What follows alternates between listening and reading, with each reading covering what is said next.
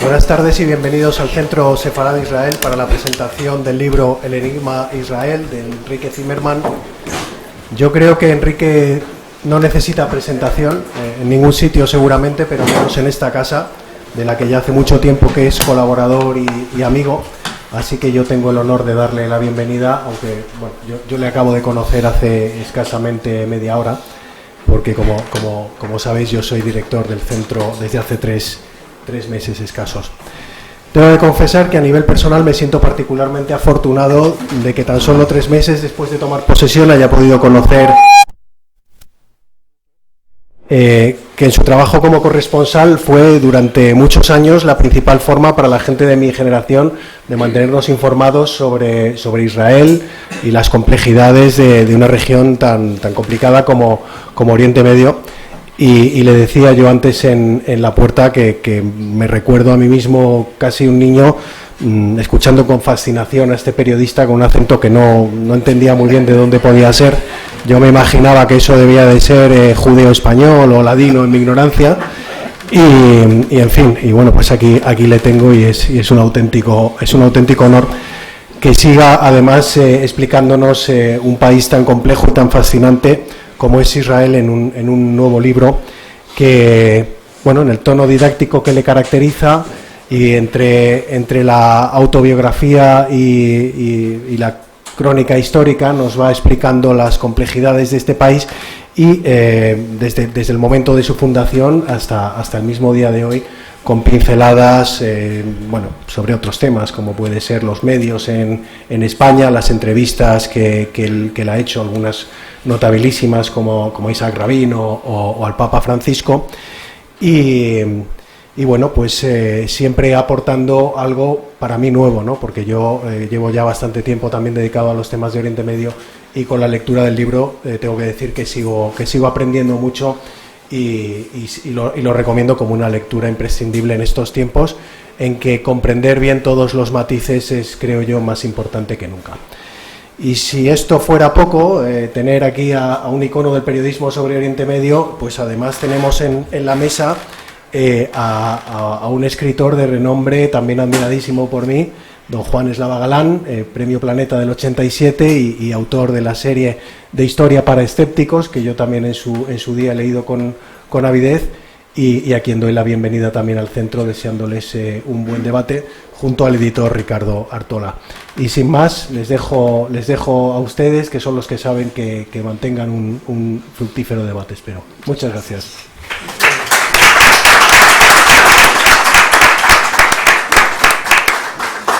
Muchas gracias, director. Yo soy el menos conocido aquí, el afortunado editor de Enrique Zimmermann. Ahora explicaré 2 pinceladas al respecto y adelanto un poco cómo va a ser la estructura del acto. Vamos a hacer breves intervenciones los 3, luego haremos un formato un poco de diálogo, de preguntas a Enrique. Intentaremos que no se desparrame excesivamente. Daremos un espacio para posibles preguntas por parte del público y luego hay una sorpresa, y como es una sorpresa no digo nada más que cuando llegue el momento se desvelará la sorpresa y finalmente pues Enrique podrá firmar ejemplares de su libro, ¿no? Y dada la cantidad de intervenciones y de acciones en un pequeño acto, me permitirán que lo dirija Manu Militari con permiso de Enrique, ¿no? Este libro, porque este libro llevaba su propia dinámica, pero a mí se me ocurrió abordar a Enrique Zimmermann para que escribiera un libro sobre el conflicto, porque le escuché y le vi en una conexión, un dúplex, me parece que le llaman en televisión, desde Tel Aviv, el 8, el 9 o el 10 de octubre de 2023. Es decir, bajo el impacto traumático de ese momento, que no es lo mismo. Ya sabemos que el tiempo tiende a curarlo todo, o por lo menos a mitigarlo, ¿no? Y entonces yo viéndole y sabiendo, bueno, intuyendo el trauma que se estaba desarrollando también dentro de él, pensé, este es el hombre que puede escribir una historia del conflicto, ¿no? Porque no había perdido su sempiterna sonrisa, que es una marca de la casa de Enrique, y mantenía una ecuanimidad y un equilibrio que insisto, en ese contexto muy inmediato de los hechos del 7 de octubre, tenía especial mérito. A partir de ahí elaboré toda una estrategia, porque soy un editor muy pesado.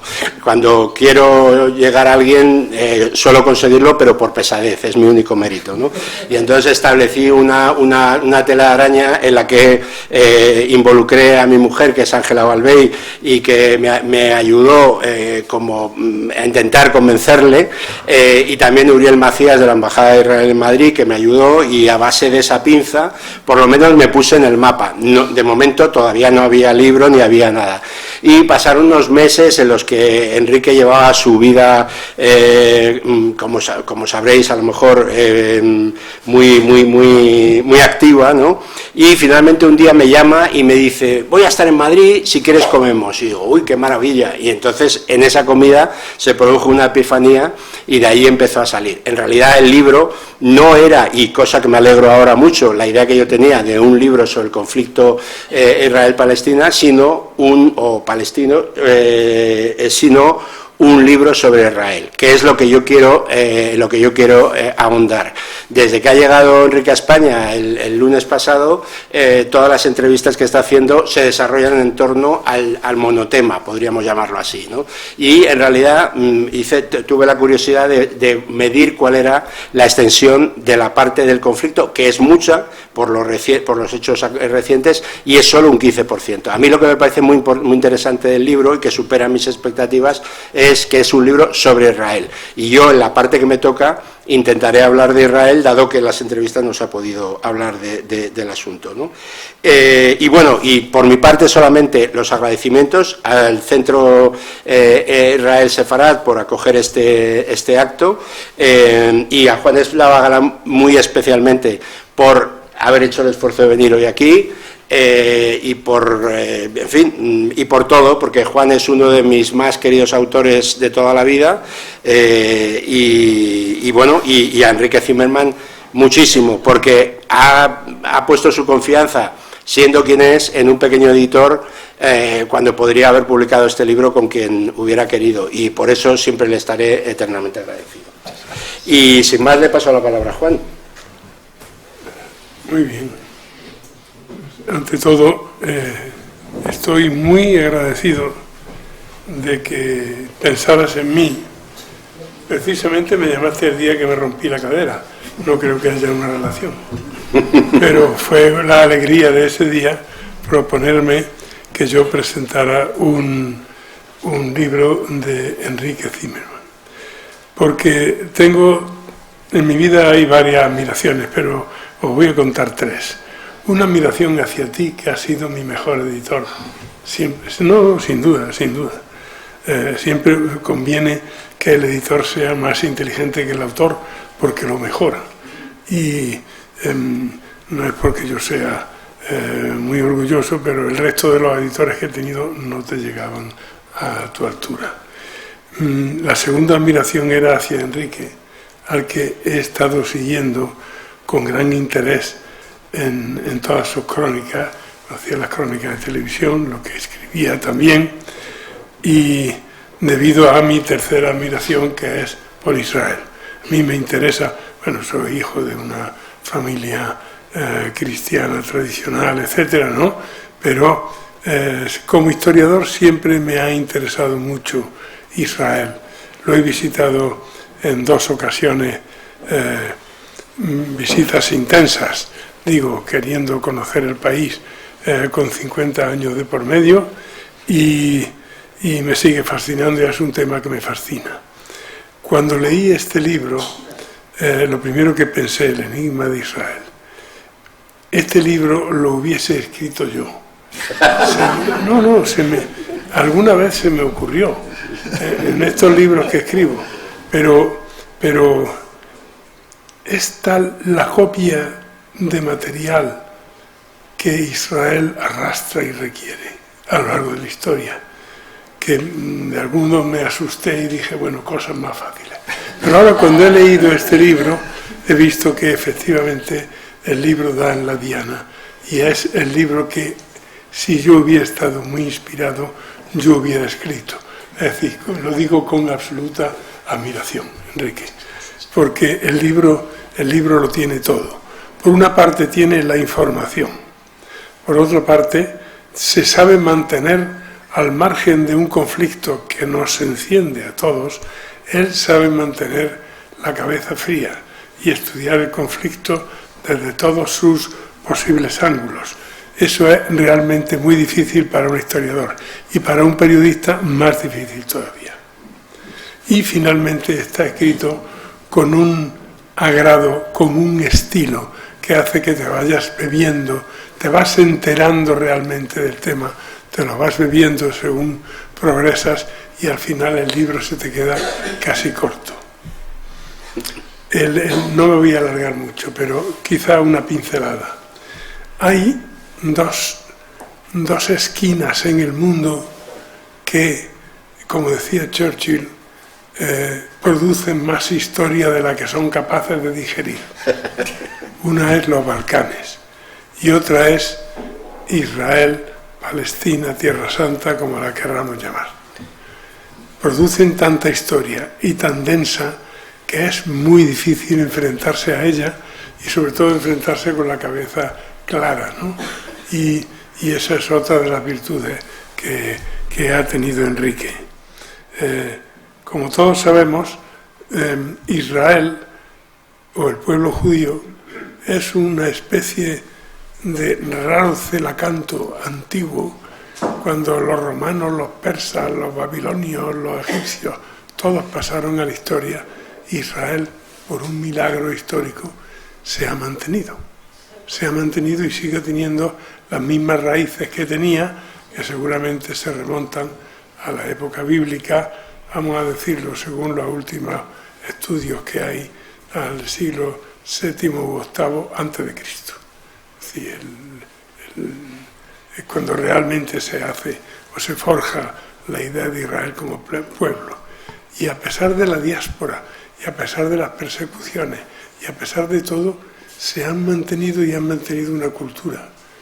A mi juicio es porque, contrario al resto de los mortales, los judíos siempre han intentado o han valorado la instrucción. Yo creo que ese es el secreto de Israel, es su amor por la instrucción.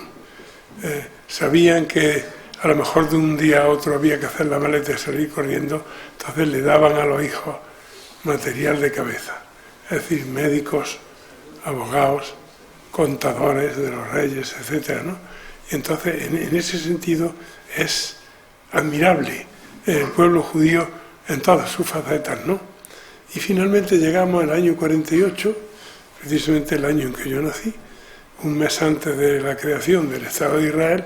Se crea milagrosamente el Estado de Israel y milagrosamente sobrevive a pesar de todos los avatares. Y ya una última pincelada. Creo que el problema es insoluble porque se trata de la fricción entre una sociedad moderna y evolucionada y una sociedad medieval. Y esta es mi primera pregunta, Enrique. Creo que Israel no ha sabido vender el relato remontándonos solo a lo más reciente, ¿no? Vemos en la tele que los otros venden perfectamente el relato, entre otras cosas porque venden las imágenes a un mundo papanatas que las toma sin ningún tipo de reserva, pero Israel, el relato de la salvajada medieval de la que parte todo, no lo ha sabido vender. ¿Por qué Israel? Yo sé que hay un sentimiento púdico, sí, pero me gustaría que lo explicaras tú. En primer lugar, gracias por estar aquí. Es un privilegio y un orgullo. Cuando Ricardo me planteó la posibilidad de hacer este libro y luego hablamos del lugar, para mí hay un lugar en Madrid y es el Centro Sefarad de Israel. Y mi anterior libro, José, también lo presenté aquí. Es un lugar en el que me siento en casa y que creo que es, de verdad que estoy muy contento que estéis todos aquí. Muchas gracias por haber venido. En realidad, antes de contestar, quiero decir que este libro nació antes del 7 de octubre como algo distinto, pensando en realmente hacer algo híbrido, que se llamaría una breve historia del Estado de Israel. Una de las cosas que a mí más me preocupa, sobre todo en los medios académicos aquí en España, en Europa, en América Latina, incluso en Estados Unidos y Canadá, diría yo, es la ignorancia, la enorme ignorancia que hay en medios que cubren de forma regular todo lo que ocurre en Oriente Medio. Yo tengo esa característica de que me piden para dar conferencias a periodistas, a profesores universitarios de todo el mundo que vienen a Israel, y me doy cuenta de eso y me quedo boquiabierto. Luego, no hablemos ya de los estereotipos, de lo que a veces llega a ser antisemitismo. Decía Einstein que es más fácil matar un átomo que un estereotipo. Y tenía tanta razón cuando lo decía. El 7 de octubre llega, y yo creo que esa mañana yo entendí a las 11, 12 del mediodía, cuando habían pasado 4 horas, que nada volvería a ser igual. Nada. Incluso en mi vida, en mi carrera, en todo lo que yo hago, yo entendí que empezábamos algo que era totalmente nuevo y que iba a cambiar nuestra realidad. Hoy, 2 años después, pienso que es aún más grave de lo que yo me imaginaba en un principio, a ese nivel. Creo que estamos solo en medio del partido. Los cambios tectónicos aún los vamos a sentir durante años. Creo que la próxima generación, quizás las próximas generaciones lo van a sentir. Y cuando decidí escribir este libro, pensé en alguien que tenía una profunda motivación. Y como tú me mostraste esta motivación y esta voluntad, por eso te llamé para esa comida. Te cuento algo que nunca te dije. Qué bueno. Porque yo creo en el instinto, mucho, profundamente. Y creo en las personas que quieren conseguir algo y que se esfuerzan para hacerlo y que están determinadas. Y por eso este libro es de Arsalia Ediciones y estoy muy contento porque creo que es una edición realmente muy buena. Y estoy muy satisfecho y os quiero agradecer a los dos y a Casa Sefarad ante todo. Ahora, en cuanto a tu pregunta. En Yiddish, el idioma de los judíos de Europa Oriental, hay un término que se dice Luftgeschäft. Algo así que es difícil de traducir, pero que quiere decir todas aquellas cosas que son trabajos que ganas dinero del aire. Intermediarios de un tipo, de otro. En la cultura judía, el explicar, el argumentar a nivel ante el mundo, no ante nosotros, porque ya sabes, 2 judíos, 3 opiniones, siempre. La polémica está en nuestro ADN. O sea, no existe una cena de una familia en la que no hay algún tipo de polémica. Probablemente viene del Talmud, yo creo. Viene, como tú muy bien decías, del hecho de que en épocas en que los reyes aquí en Europa eran analfabetos, el judío del zapatero de Sana en Yemen o el comerciante de, yo qué sé, de Bagdad, sabían leer y escribir hace miles de años. Y siempre las madres judías le dan la lata a los hijos en el tema de que hay que conseguir y hay que adelantar y hay que avanzar. No es una cuestión genética, es una cuestión de educación. Es una cuestión de casi obsesión por el conocimiento, por el aprender, por el mejorar, por el tener una buena profesión. Y ese es parte del gran secreto. Pero, en ese aspecto, Israel es construido como rápidamente. No hay tiempo, hay que sobrevivir. Hay 600.000 judíos, como cuento en el libro, que viven en el 48 en Israel. La mitad son supervivientes del Holocausto. Gente herida en sus cuerpos y en sus almas. ¿Y cómo vas a crear un Estado con este material humano? No hay suficientes soldados, no hay armas. Hoy contaba en una entrevista que mi mejor amigo en Israel, se llama Adar, su padre fue uno de los 4 fundadores de la Fuerza Aérea. Y yo tuve el privilegio de conocerle antes de morir, unos años antes, y de hablar mucho con él. Y él me dice, tú no te imaginas lo que era. Yo había sido piloto en la Fuerza Aérea Británica. Y Y cuando de repente vamos a declarar el Estado y no tenemos nada, nos dedicamos a comprar aviones de aquellos de que se lanza productos químicos para sembrar, para proteger la cosecha, y lo compramos en Checoslovaquia, trajimos 4, los aplicamos, y yo empecé a volar en el 48 cuando 5 ejércitos árabes, de hecho 7, atacan Israel simultáneamente, que acaba de nacer, y nos mandan a nosotros con estos aviones, y entonces yo hice algo que es el high-tech real, el alta tecnología, cogía la bomba y la tiraba. Y así empezó todo, así empezó la Fuerza Aérea Israelí.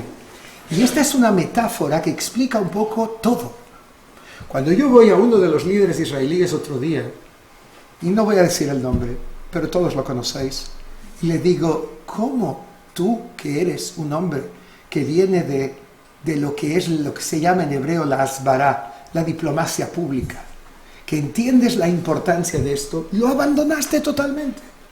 Y él me contestó, cuando tu casa es incendiada, tú lo que haces es apagar el fuego, no salir a la calle y empezar a explicar a todo el mundo qué es lo que está ocurriendo dentro.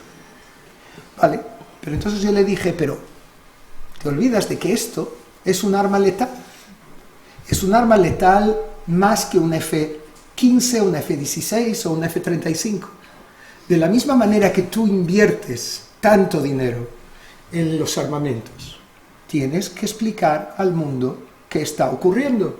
Porque puedes ganar una guerra en 7 frentes, como realmente ocurrió y nunca había ocurrido en la historia de la humanidad, mucho menos en un país de 10 millones de habitantes, del tamaño de Galicia, que gana 7 guerras a la vez simultáneas.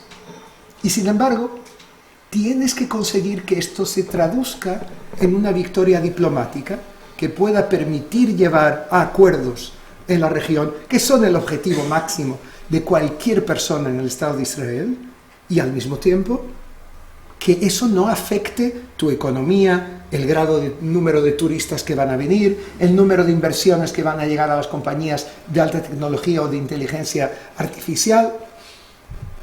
Yo creo que uno de los resultados de esta guerra va a ser justamente eso, que por primera vez vamos a ver que en Israel se va a tomar más en serio toda esta guerra de narrativas. Pero aquí permíteme decirte algo, Juan, que es menos conocido en Europa, en España en particular. Lo que Israel se enfrentó no fue producto de lo que ocurrió en Gaza o dejó de ocurrir en Gaza. Fue producto de una campaña organizada durante años, anteriormente al 7 de octubre, financiada con miles de millones. Bienvenido, Elías. Con miles de millones. Hay aquí una silla, si quieres. Y que esa campaña fue dirigida desde Teherán. O sea, los lemas que vosotros escucháis aquí en la Puerta del Sol, del río al mar, etc., fueron determinados en las guardias revolucionarias iraníes en Teherán, mucho tiempo antes. El día 8 de octubre del 2023, el día siguiente a la matanza, que Yuval Noah Harari, que todos conocéis, estoy seguro, y si no tenéis que conocerlo, probablemente el historiador hoy de los más destacados del mundo, y que es muy respetado, él me dijo hace unos días una frase que me ha quedado marcada, que es que el 7 de octubre es la mayor barbarie cometida en la tierra de Israel desde la destrucción del segundo templo en el año 70. 2000 años. Muy fuerte. Bien, pues a raíz de todo esto, a raíz de lo que aquí ocurrió, nosotros entendemos que el 8 de octubre empieza una campaña en todo el mundo, 2.500 lugares simultáneamente. Una campaña organizada, esto fue investigado por un abogado no judío canadiense que tiene una organización, una ONG en Toronto, y que investigó exactamente qué ocurrió. Y él llega a la conclusión que el 8 de octubre empiezan 2.500 manifestaciones, luego más. Estamos 3 semanas y media antes de la invasión israelí de Gaza.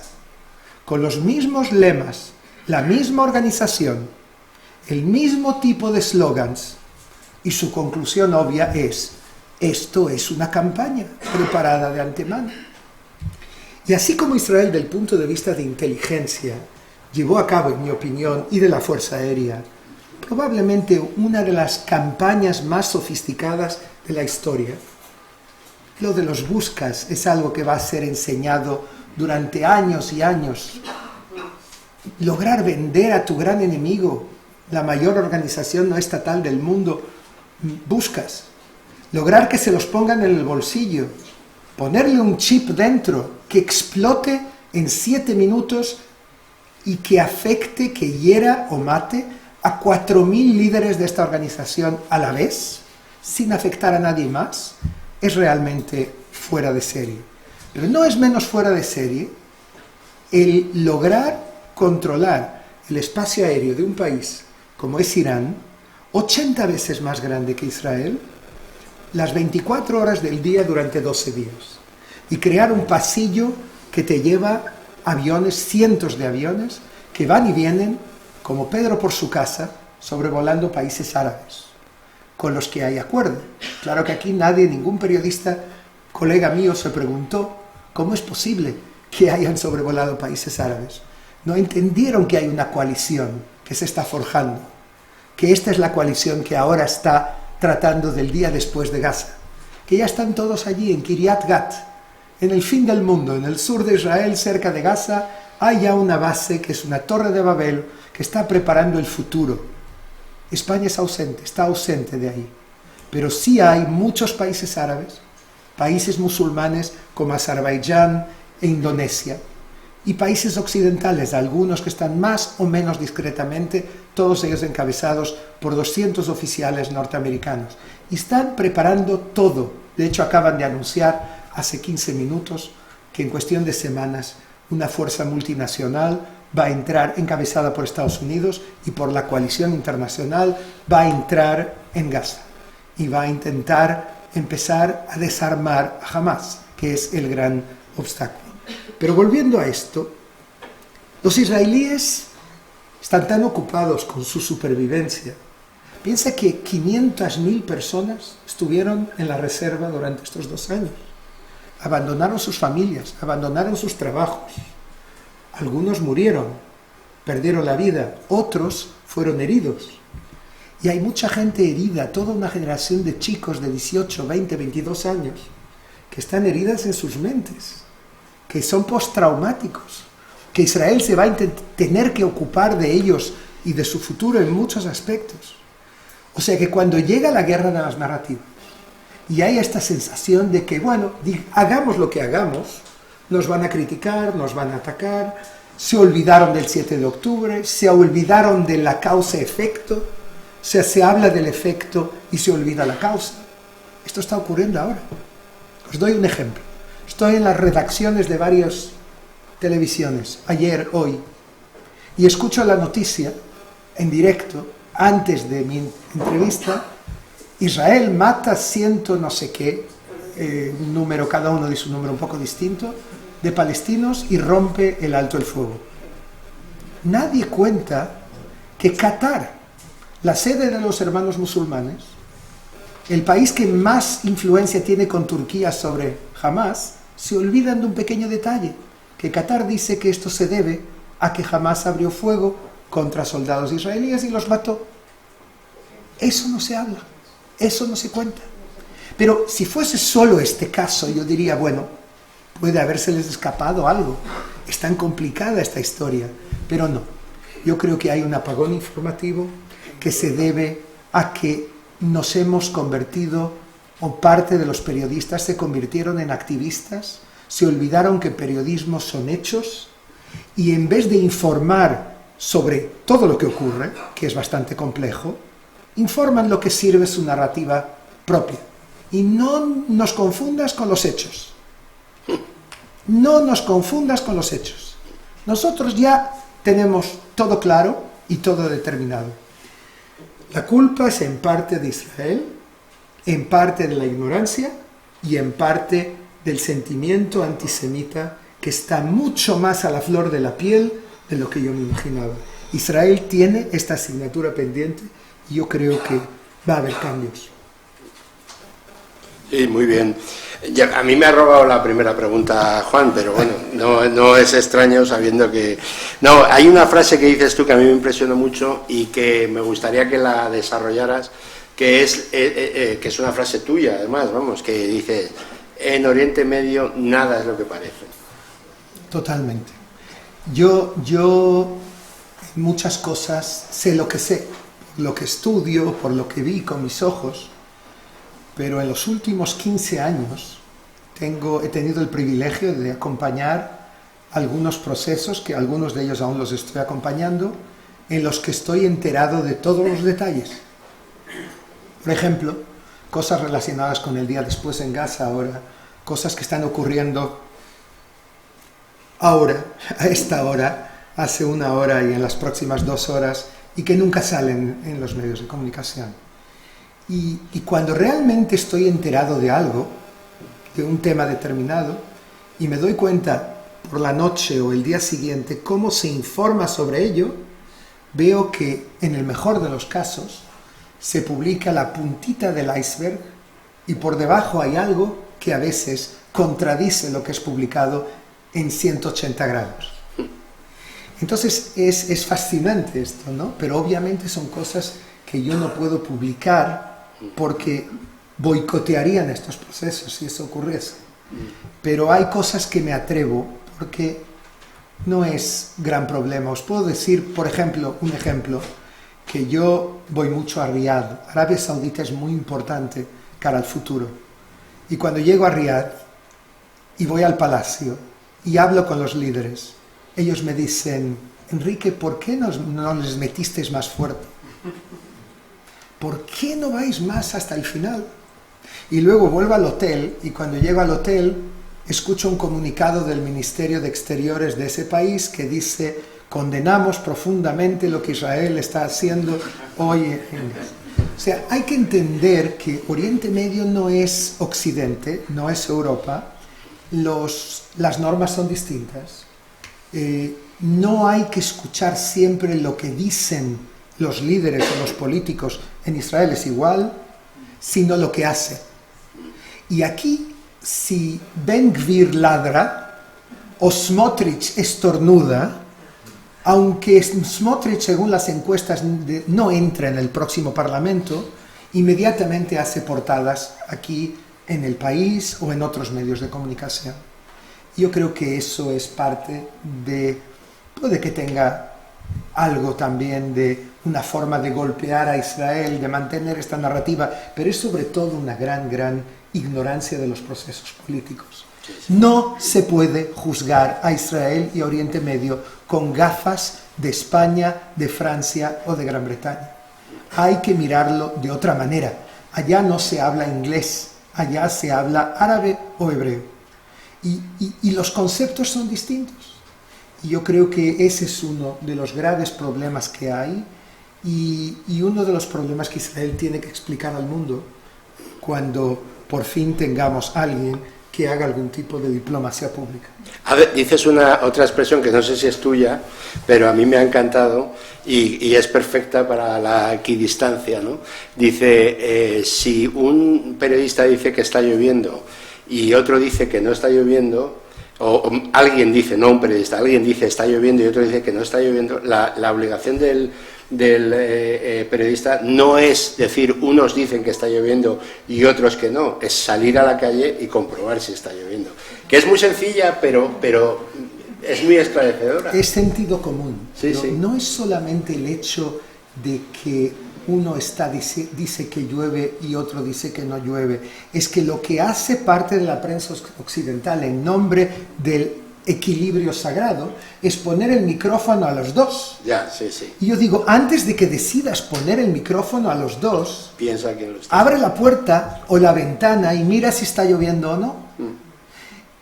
Es un problema muy serio del periodismo actual, pero si me permites, hoy en el mundo actual hay que ir más allá del periodismo convencional, porque yo en los últimos 2 años estuve en 16 países en los que fui a hablar con distintos organismos, desde los presidentes y los reyes, a los parlamentos, a las universidades, a las comunidades judías y a los medios de comunicación.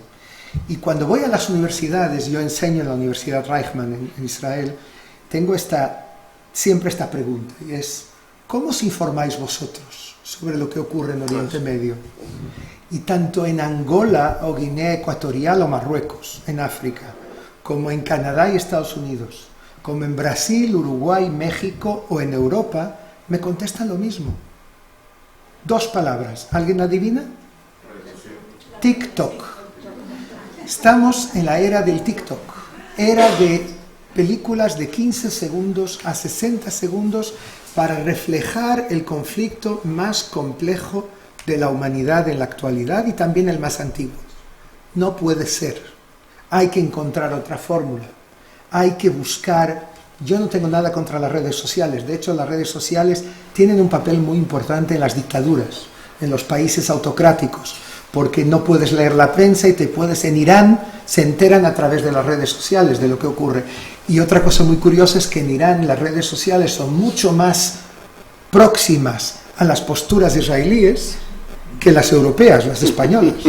Mucho más. Hay estudios de todo esto. Es curioso lo que ocurre aquí, en Europa, en este momento, y creo que es preocupante no solamente en relación a Israel, sino en relación a la forma como se enfocan todos los conflictos en el mundo y la situación geopolítica general. En cualquier caso, yo creo que estamos, como resultado de la guerra de Gaza, vamos a ver algunos cambios también, algún proceso de reflexión también en el medio mediático, en los medios de comunicación. Yo creo que tenemos que pensar seriamente dónde llevar las redes sociales también. Somos muy jóvenes en ese aspecto. Los más veteranos entre nosotros estamos en las redes sociales 15 años, Instagram tiene 15 años, Facebook tiene más o menos eso. O sea, es menos de una generación, estamos aún muy verdes. Yo recuerdo una vez que el Papa Francisco era puntual de una forma que, nunca, no se retrasaba un segundo cuando teníamos una reunión en Santa Marta, y un día se retrasó un montón y yo no entendía qué pasaba y yo esperaba en la puerta y de repente se abre la puerta y sale el Papa Francisco con Mark Zuckerberg, el dueño y con su mujer Priscila, y ella hablaba un poco de español, él no, Mark, y él le pone el brazo así y le dice: Enrique, este chico no se entera de lo que hizo al mundo. Y él se quedó rojo como un tomate. Y yo creo que yo entendí rápidamente a qué se refería este señor de 88 años. Él entendió lo que son las redes sociales y él diría el tsunami que estamos viviendo, que cambia tantas cosas en nuestra forma de entender la realidad. Juan, ¿quieres...? Sí. Quería que nos explicaras un poco, como ya lo explica en el libro, ¿no? El origen del problema. Es decir, la tierra actual de Israel pertenecía al Imperio Turco, del mismo modo que Siria, y que prácticamente el Imperio Turco, heredero del bizantino, se extendía por todo el Mediterráneo. ¿Qué diferencias había entonces, en la época del Imperio Turco, entre un jordano, un palestino y un sirio? No existían, Juan. Eso ahí quería llegar. Lo sé, te entendí perfectamente. Es decir, ha habido que inventarse una serie de países, una serie de banderas, cuando no existía el sentimiento nacionalista. Quizá Israel es el primero que lleva allí, con la Aliyá, sentimiento nacionalista, y de ahí derivan los otros sentimientos nacionalistas que toman a Israel por chivo expiatorio de sus decepciones. Mira, Juan, si hay una cosa que a mí me provocaba una úlcera, es cuando escucho gente aquí o algunos de estos que quemaron mi libro en Lisboa hace 2 semanas en la calle en una manifestación, o aquellos que intentaron entrar en la presentación con cuchillos y con tinta. Me puse un traje que no me gusta mucho porque estoy pensando por si acaso, pero en realidad gritan Israel colonialista. Y entonces yo les quiero decir, digan ustedes, ¿existe algún pueblo en el mundo que haya declarado su capital hace 3000 años? ¿Jerusalén? No, no existe. El único es el pueblo de Israel. El rey David declaró Jerusalén capital hace 3 milenios. Bueno, llamar colonialista a un pueblo que está vinculado a esa tierra hace miles de años. No existe nadie que tenga esta vinculación con su Estado moderno. Pero bueno, eso es un detalle. Ahora, si saltamos al presente, porque creo que la idea está clara, lo que queríamos decir sobre el pasado, en el presente la clave se puede identificar y definir con una frase. El que hay en el mundo musulmán aún un porcentaje no muy grande, pero suficientemente significativo como para alterar toda la geopolítica, que no acepta la existencia de un Estado judío en pleno Oriente Medio. Simple. Tampoco aceptarían un Estado cristiano. Para ellos, los judíos y los cristianos son los kafir, los infieles. Y estos grupos son el gran problema que tiene Oriente Medio y que tenemos nosotros en Israel. Pero sin embargo hay algo bueno, hay una luz al final del túnel, de estos túneles que la fuerza multinacional tiene que destruir en los próximos meses, que son 2/3 de los túneles que están aún intactos. Estamos hablando de probablemente 500 kilómetros de túneles que aún hay que destruir, de Hamás me refiero. La luz al final del túnel es que hoy en día en el mundo árabe hay muchos países, aunque se trata de dictaduras, de gobiernos autocráticos, estos gobiernos reconocen que estos grupos son una amenaza para ellos también. Y por lo tanto, lo que vemos en la actualidad, con algunas excepciones, es que todos los grupos islamistas radicales están siendo en este momento amenazados por los propios países árabes. Y esto no era así hace 15 años. Es un resultado de las primaveras árabes, que más bien son revoluciones en algunos países árabes, que llevaron a cambios notables. Pero aquí os quiero contar algo que creo que no cuento habitualmente y es importante para entender esto, si es que os interesa este tema. Y es, yo en 2000, os quiero contar la historia de 3 saudíes, todos ellos príncipes, que quizás cuentan de la misma familia los 3, y resumen la historia de lo que está pasando. 2011, Qatar, Doha, Alianza de Civilizaciones de Naciones Unidas, en ese momento presidida por el expresidente de Portugal, de una familia judía, Jorge Sampaio, decide hacer un acto mundial en Qatar. Y Sampaio sabía que Israel no podía estar allí en esa época, y por eso me invita a mí como moderador, usando el pasaporte español, portugués, ya no me acuerdo cuál utilicé, pero así entré y moderé el acto.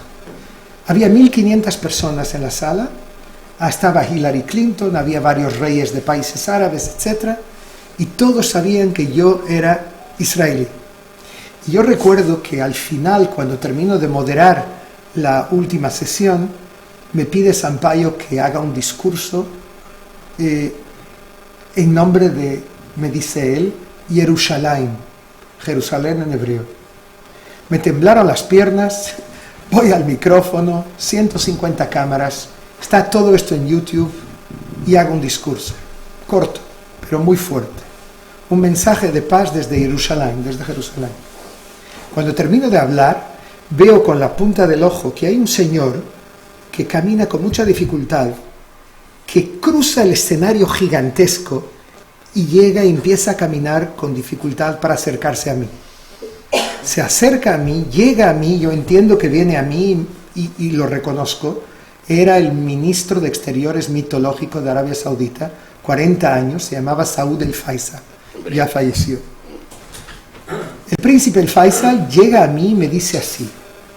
Eran días en que el gobierno israelí debatía sobre la posibilidad de atacar las instalaciones nucleares iraníes en construcción.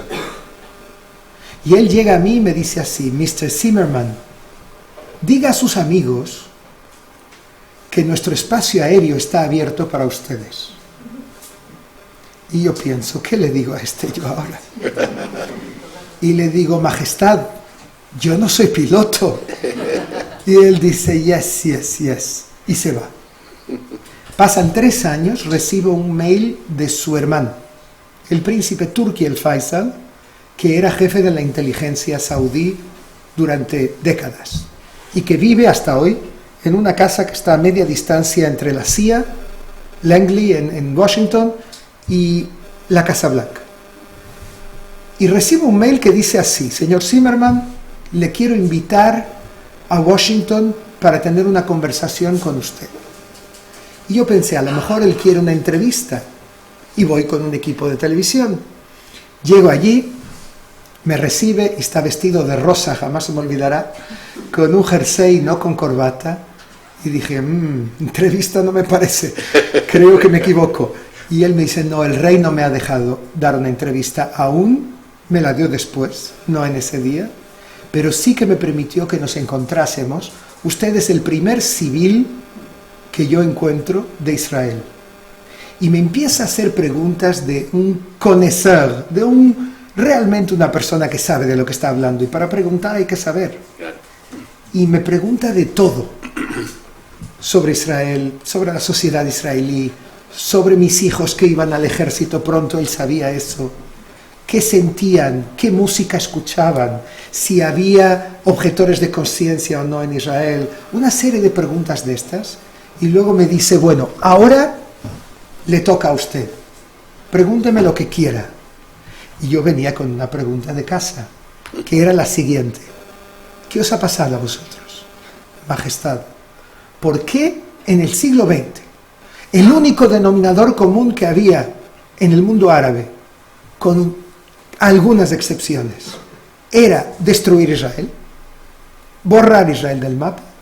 Y desde el 2002 en Beirut, precisamente, en la Liga Árabe, aprobasteis el plan saudí de paz, que luego se convierte en el plan árabe de paz, y proponéis a Israel normalización y diálogo a cambio de acuerdos con Siria y con los palestinos. Y él me explicó lo que para mí, luego, 2014, escuché en muchos países árabes, la misma versión de distintos líderes, y hay que entenderlo profundamente, la motivación de este cambio. Me dijo: lo primero, tenemos enemigos comunes, Irán y el yihadismo. Pero volvamos a Irán, dice él. Irán es una amenaza para nosotros más que para Israel, porque Israel tiene medios para defenderse, nosotros no. Entonces tenemos que unir esfuerzos para hacer frente a esta amenaza. Repito, 2014. Segunda cosa, me dice: vuestro Mossad es muy bueno, dice. De hecho, me dijo, el mejor servicio de inteligencia del mundo a nivel de cantidad de información que consiguen aglutinar es el norteamericano, tienen todos los medios electrónicos para hacerlo. A nivel de agente aislado en el terreno, James Bond es real y es británico, los británicos son los mejores, pero a nivel de operaciones complejas de inteligencia que involucran decenas de personas, no hay como Israel, me dijo él. Sin embargo, no captasteis que después de la guerra del Yom Kippur, en el 73, hubo un cambio estratégico en el mundo árabe. Llegamos a la conclusión que la vía militar no es factible. Llegamos a la conclusión, me dijo el príncipe, que arrancamos la guerra sorprendiendo a Israel el día de Yom Kippur, Israel de rodillas, pero pasan 19 días y Israel gana la guerra. Ahora, dice él, 2014, Israel es mucho más fuerte de lo que era en 1973 y por lo tanto es la potencia militar, decía Turquía, más fuerte entre Indonesia y Gibraltar, y no hay ninguna posibilidad militar. Tercera, Israel es la Startup Nation, es el país de la Meca, dijo él, de la ciencia y de la tecnología. ¿Cómo lo conseguiste? No sé, pero lo conseguiste. ¿Por qué no crear en vez de lo que llamamos la Startup Nation, una Startup Region, una región de startups? Vamos a unir esfuerzos, nuestro poder financiero con vuestro cerebro, vamos a unir y crear algo. 2014 era muy revolucionario decir todo esto. Y luego viene el cuarto punto, que para mí es el más importante. Me dijo, 70% de nuestra población tiene menos de 30 años. Y para ellos, las guerras del siglo XX son como las guerras de los romanos. Ellos están aquí, están en el mundo moderno, en el mundo global, y ellos quieren algo distinto. Así que tenemos que dar un paso adelante. Esa es la base de los acuerdos de Abraham que fueron firmados en el año 2020.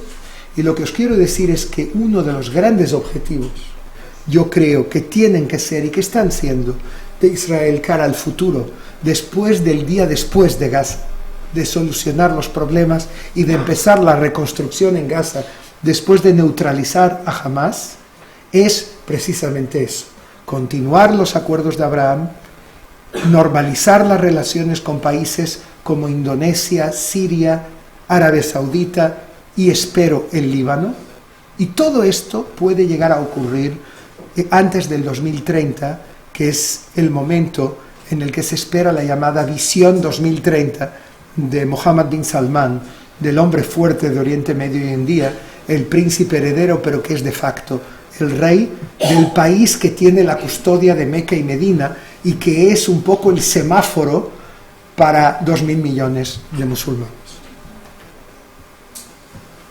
Bueno, como veis, si hay alguien que puede acabar con ese conflicto, está aquí, es Enrique. Juan, ¿quieres algo más? ¿Damos paso al público? Como... Yo creo que sí. Sí, bueno, pues se abren... Adelante. Quería hacer una pregunta bajo su punto de vista. ¿Cómo pudo ocurrir con lo que nos acaba de ir, todos conocemos, servicio, espionaje, ejército? ¿Cómo pudo ocurrir el 7 de octubre de 2023? Es algo que es increíble. Bajo su punto de vista, ¿cómo ocurrió? Sí, se está encendido, pero no sé.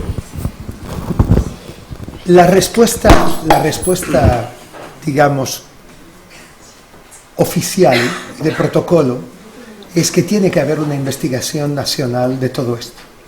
Yo puedo decir lo que yo creo por lo que yo pude averiguar. Yo creo que ocurrió algo similar a lo que pasó 50 años antes en la guerra de Yom Kippur. La información estaba sobre la mesa, toda. El problema fue la interpretación, no por parte de las fuerzas de seguridad, por parte del primer ministro y del gobierno. Había una concepción según la cual a Hamas le estaba pasando lo mismo que le pasó a Al-Fatah en los años 90, cuando ellos, de grupo terrorista que hizo Múnich y secuestró aviones, reconocieron a Israel y se convirtieron en un grupo legítimo, reconocido también por Israel. Esa era la percepción del primer ministro Netanyahu cuando él miraba a Hamas, y por eso él permitió que entrase dinero todos los meses de Qatar a Hamas y permitió que decenas de miles de trabajadores palestinos entrasen en Israel y trajeran dinero de vuelta a Gaza, intentando estabilizar la situación. Yo creo que ese fue el gran error de Netanyahu. Otro día él me dijo, le vi y me dijo, ¿y tú qué crees? ¿Cómo lo estoy haciendo? Yo le dije, Bibi, políticos y pañales hay que reemplazar con frecuencia, por los mismos motivos. Y luego le dije, conseguiste algo extraordinario, una victoria en 7 frentes. pero ninguna victoria puede borrar el fracaso del 7 de octubre. Y él me escuchó, no contestó, pero yo entiendo que ese es el gran problema. En este momento, el primer ministro es el único del equipo de seguridad que había en esa época que sigue en su puesto. Todos los demás dimitieron ya. ¿Hay una pregunta aquí? Sí. Tengo esta de aquí.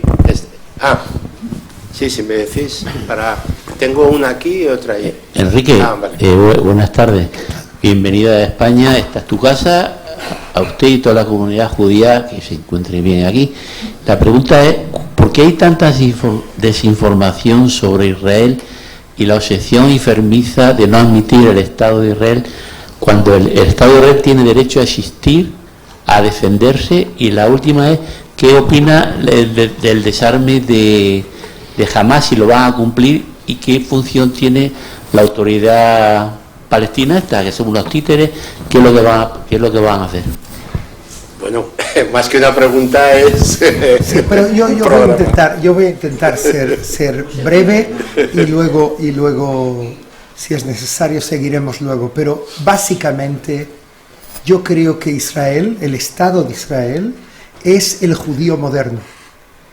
El mismo judío moderno que era odiado en distintas sociedades a lo largo de la Edad Media, después de la emancipación, unas veces era porque se cerraban en guetos, otras veces era porque se abrieron e intentaron conquistar la sociedad occidental. Siempre había algún pretexto con tal de atacar a los judíos históricamente en distintas sociedades, sobre todo en Europa. Israel sustituyó a ese judío. Es una especie de bode expiatorio de otras cuestiones y de otros problemas. Y eso es muy grave. Yo creo que hoy en día a mí, si yo fuese un líder europeo hoy en día, me preocuparía profundamente lo que me contó el rabino de Riad en Arabia Saudita. Le vi hace unos días en Israel y me dijo así: en el año nuevo judío, el Rosh Hashanah, en el Yom Kippur, tuve cientos de personas en la sinagoga de Riad. Arabia Saudita no tiene otras fes aparte del Islam. Y ahora hay una comunidad judía en Riad y un rabino, vestido de rabino. Y me dice, y aquí voy por la calle sin protección, no tengo seguridad. La sinagoga no había nadie de seguridad en la puerta y ninguna amenaza. En cambio, en Bruselas y en París, me dijo él, me golpearon en la calle. Entonces yo creo que cuando esto ocurre, yo creo que las sociedades europeas se tienen que preocupar, porque el antisemitismo es una célula cancerígena que afecta no solo a los judíos. Se convierte en xenofobia, en racismo, en islamofobia también. Y eso hay que impedirlo y hay que luchar con ello. Y hay una sola vía, la educación. En cuanto al tema de Hamás. Hamás no tiene otra alternativa. Ellos ya reconocieron que no serán parte de la política futura de Gaza. Se han sacado. Entienden que pagan un precio con el 7 de octubre, pero ellos quieren ser el Hezbollah de Gaza. Quieren mantener su fuerza militar y ser una milicia paralela a las fuerzas de la autoridad palestina. Y nadie está dispuesto a aceptarlo. Ni la autoridad palestina, ni el mundo árabe, la Liga Árabe lo dijo claramente, ni Israel, ni mucho menos Estados Unidos. Entonces, ellos tienen un problema muy serio y por eso yo creo que Trump reclutó a sus aliados turcos y catarís, porque ellos son los únicos que pueden llevar a Hamás a renunciar al menos a una parte de sus armas, sobre todo los misiles, los cohetes, quizás no sus armas personales. Y en este momento lo que se está hablando es que sus líderes puedan exiliarse, salir de Gaza hacia Argelia, hacia Turquía, hacia otros países, Qatar quizás, y algunos de la gente de base de Hamás se pueda integrar en las fuerzas que en el futuro van a ser lideradas por la autoridad palestina. Muy bien. Sí, esa... Voy a esperar. Hay dos ahí, 3, 4, 5. Con eso cerramos, ¿de acuerdo? Sí.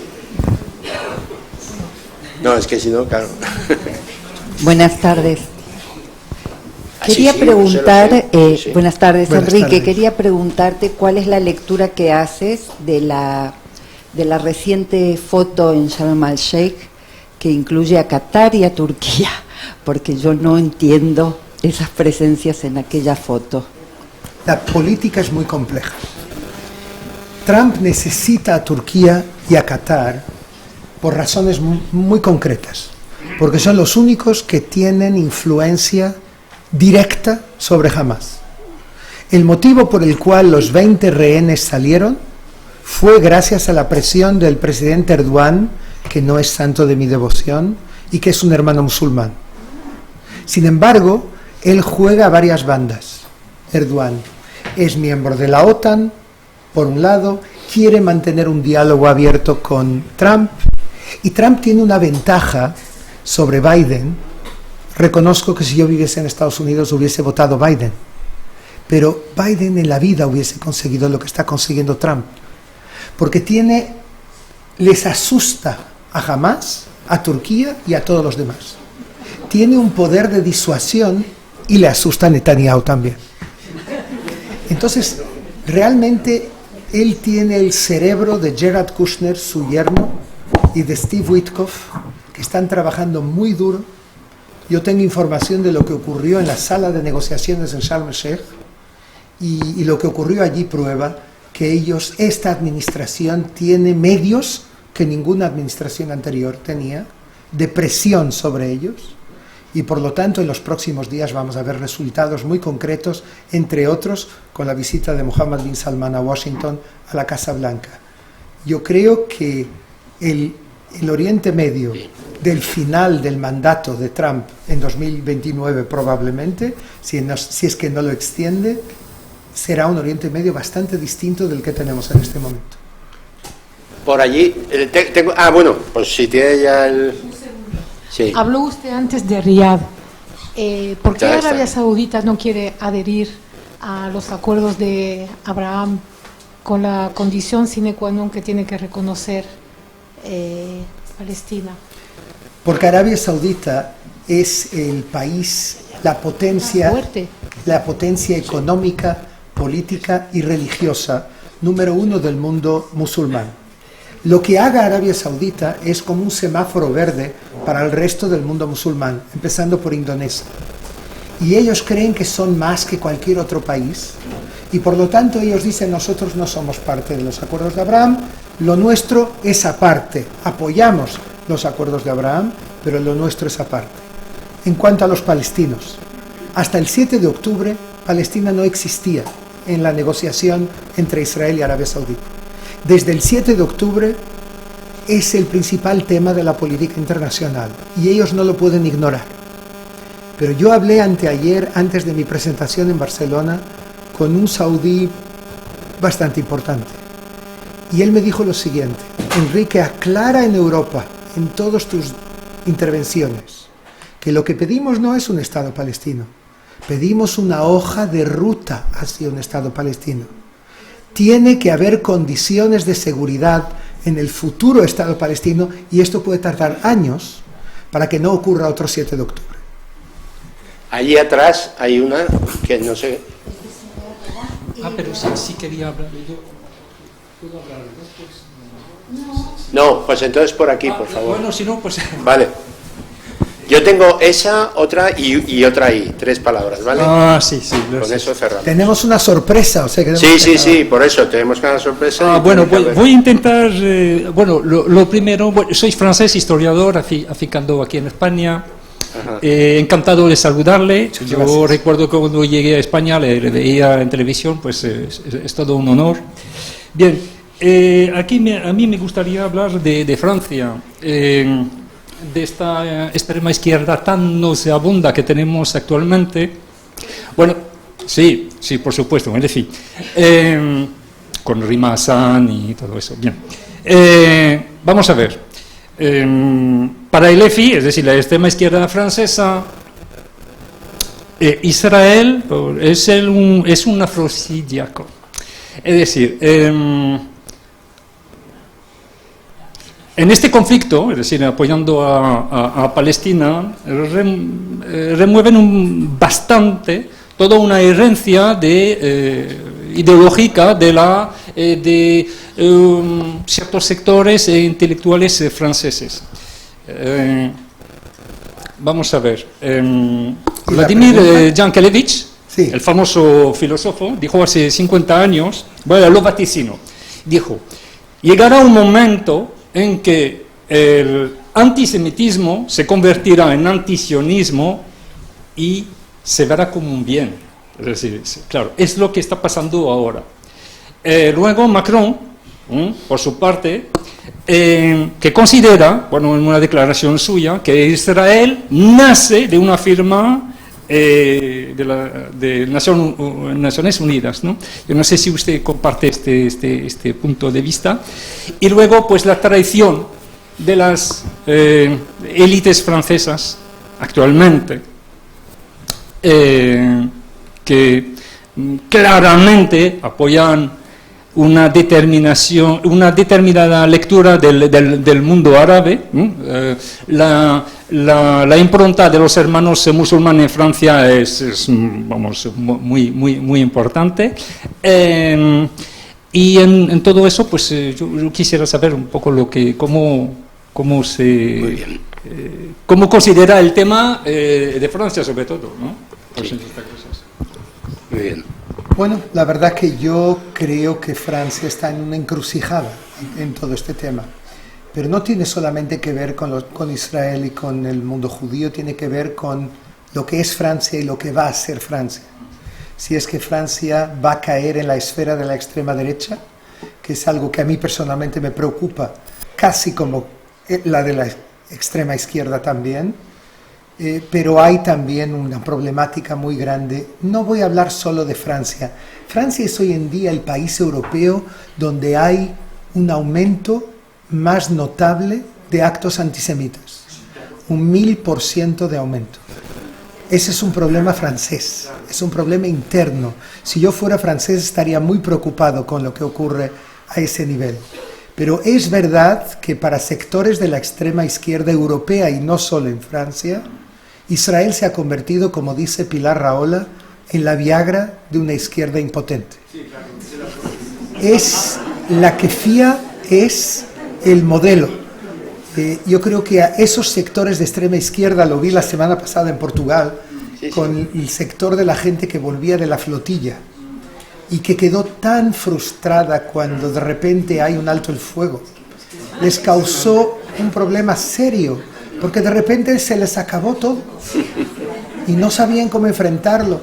Pero yo creo que estamos en un momento en el cual, después de 2 años, estamos viendo cada vez más personas que se preguntan cómo seguir a partir de aquí y que entienden que tienen un problema. Muy bien. Muchas gracias. Mi barrio está lleno. Sí. Bueno, Enrique, lo primero, un honor para mí y para mi esposa el haberte escuchado. Tenemos Muchas amigos comunes, como tú bien sabes, a Abner. En tu universidad, donde das clase, a mi hijo le bombardeó Irán 2 veces. Luego mi hijo sabe hacer deporte por unas cosas y luego bajar a los refugios bastante bien. Esto es para calentar un poco la pregunta, ¿verdad? Por mi background profesional... Pero explica quién eres. ¿Perdón? Explica quién eres. Bueno, yo soy el coronel Carlos de Antonio Alcázar. He estado en Oriente Medio, en Líbano, en UNIFIL. Mi hijo estuvo haciendo un máster en la Universidad Reichsbahn de diplomacia pública, contraterrorismo, etcétera, etcétera. Iba a ir el 11 de octubre y el 7 de octubre fue la salvajada de Hamas. Tuvo que esperar, estuvieron en VTC, en digital, hasta que en enero comenzaron el máster. Y bueno, pues allí toda la familia ha vivido como mi hijo, con un par de narices, dijo: me han llamado y me voy a hacer el máster, están en guerra, pero es una forma de demostrar nuestra solidaridad con Israel y con el pueblo judío. Somos cristianos, pero mi hijo se fue allí, 2 veces le bombardeó Irán.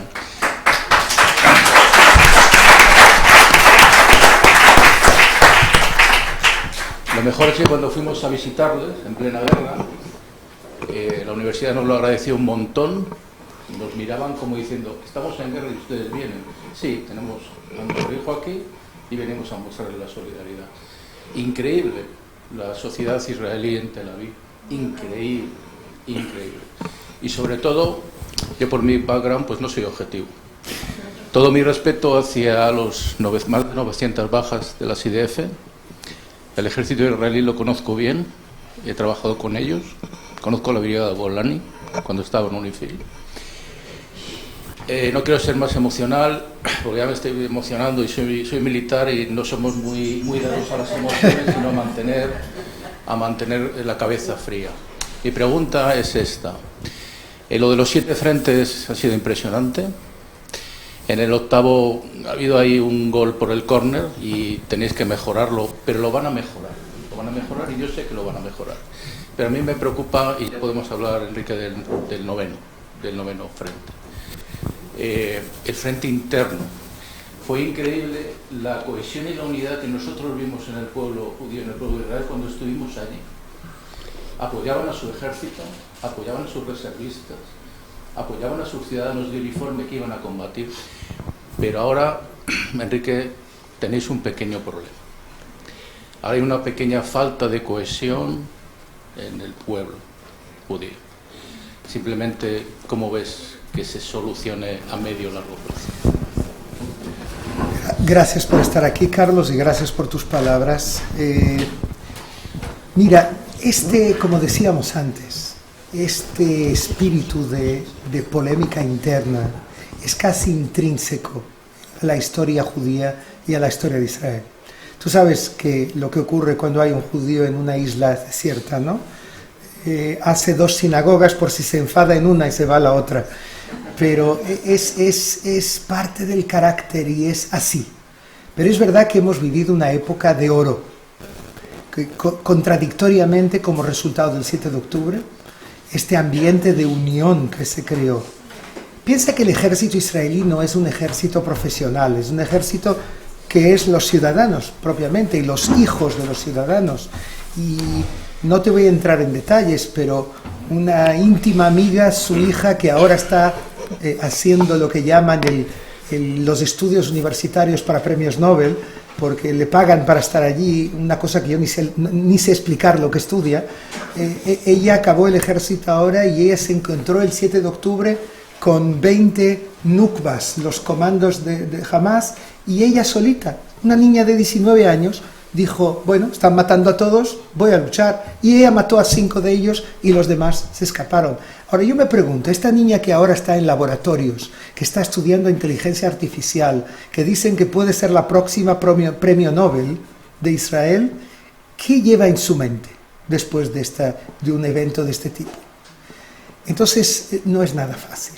La polémica va a continuar, Carlos, no va a dejar de existir. Es así somos.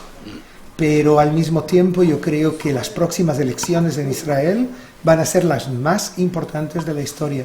Yo creo que lo que va a ocurrir con mis nietos y con mis bisnietos se va a decidir en las próximas elecciones, que van a ser o en junio o en septiembre del año que viene. Última palabra que estaba pedida ya ahí. No, es que si no, lo siento. Buenas tardes, Enrique. Lo mío es preguntar muy concretas de dudas sobre la situación de Israel. Una sobre la guerra. La posición de Hamas siempre se definía como un proxy de Irán, sin embargo su financiador era Qatar, que ahora participa en la solución. ¿Qué problemática ves tú en eso de cara a la solución del conflicto actual? Y la segunda, sobre la evolución a futuro de Israel, es cada vez la mayor influencia de los partidos ortodoxos en una democracia moderna. ¿Tú ves algún riesgo en eso o cómo lo ves desde tu punto de vista? Mira, Irán es... Todo lo que ocurrió en los últimos 2 años fue planeado en Teherán. Yo sé que 350 al menos nukbas, los comandos de Hamas, consiguieron salir hacia Teherán y fueron formados allá. Qasem Soleimani, que era un general iraní, creó un círculo de fuego alrededor de Israel y para él es uno de los enemigos más peligrosos que tuvo Israel a lo largo de 77 años.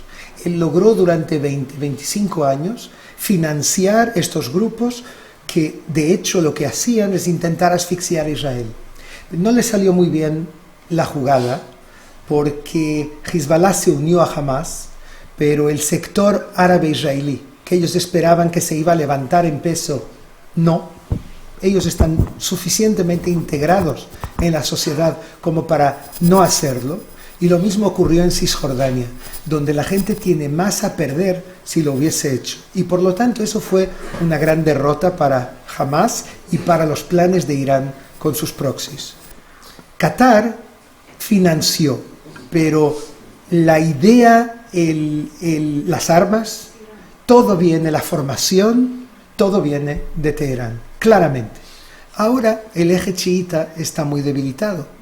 Entonces yo creo que vamos a ver cambios notables a ese nivel y suben los países sunitas, los países musulmanes que están vinculados a los hermanos musulmanes, como es Turquía. Turquía es un país que hay que tener en cuenta para los próximos años, y Qatar. Ahora yo creo que Qatar está contra la pared. Qatar es un país que tiene 350.000 habitantes propios, el resto son extranjeros. País muy pequeño con mucho dinero, que lleva años invirtiendo en las universidades occidentales y de alguna manera cambiando las almas a través de un trabajo de fondo, de abrir cátedras, de financiar universidades, de crear todo tipo de organizaciones que apoyan el BDS, que es el movimiento que pide el boicot a Israel, que es algo que de repente es legítimo en el mundo. Qatar no podrá seguir así cuando esta guerra acabe, porque Estados Unidos tiene un cuchillo aquí en el cuello de Qatar, y yo creo que el emir Athani ha entendido a tal punto esa presión que os voy a contar una cosa que no fue publicada aquí, creo. Él echó a los editores pro hermanos musulmanes de Al Jazeera, porque entiende el peligro que Al Jazeera supone para el mundo árabe, para el mundo musulmán. Y él propiamente está llegando a esa conclusión, pero no está solo, tiene otros allí que no están, entre ellos su padre, que no están muy de acuerdo con esto. Pero Qatar va a tener que cambiar de posición porque Estados Unidos no le dejará respirar, sino, sobre todo en la época de Trump.